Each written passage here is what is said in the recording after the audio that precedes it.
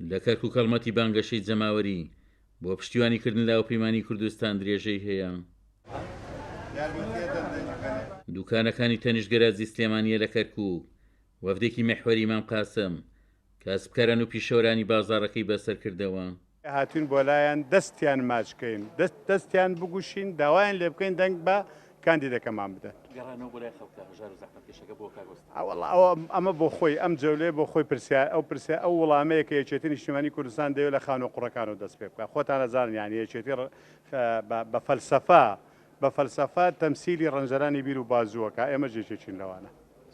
هاوڵاتیانی کەرکووک بەڵێن دەدەن پشتیوانی لاوپەیمانی کوردستان بکەن و دەنگیان بۆ کاندیدەکانی یاوپەیمانی کوردستان بێت.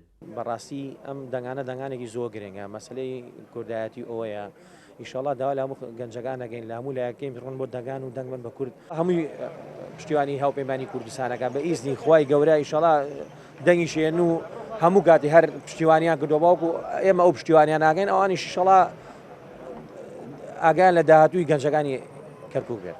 زۆر زەرورە پشتیوانی لە هاوپەیمانی کوردستانی بکەین لە شاری کەرکووک بە تایبەتی ئیشاڵا دەنگشمان هەر بۆ هاوپەیمانیە و زۆر گرنگە هاوڵەتیانی شاری کەرکووک دەنگ بدەن بە لیستی هاوپەیمانی چونکە تاکە لیستە داکۆچیەکە لەسەر مافەکانی شاری کەرکووک.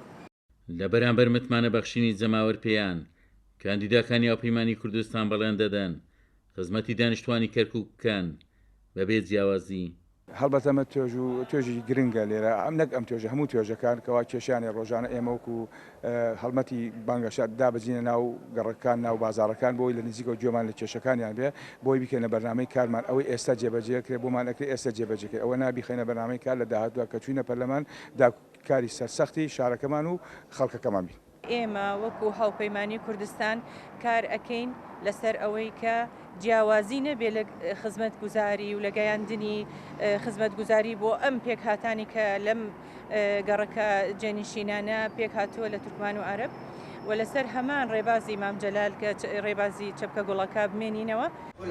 إذا كانت سياسة التعريب خطرة على محافظة على المكون الكردي بەشێک لە هەڵمەتی بانگەشەی هەڵبژاردن لە کەرکووک خۆی لە بەستەکردنەوەی پێکاتەکانی دیکە بینیەوە خالی شوانی سەرپەرشتیاری بازنەی دوو بەجیا لەگەڵ کەسایەتیەکانی عەرەب و پاشانیش تورکمان کۆبووە شوانی هانیدان دەنگیان بۆ هاوپەیمانی کوردستان بێت وتیشی بە سەرکەوتنی هاوپەیمانی کوردستان کاروانی ئاوەدانی بۆ کەرکووک دەگەڕێنینەوە و کۆتایش بە سیاسەتی تەعریب و سیاسەتی پەراوێستخستن دێنین و ئارامیش بۆ شارەکە دەگەڕێتەوە.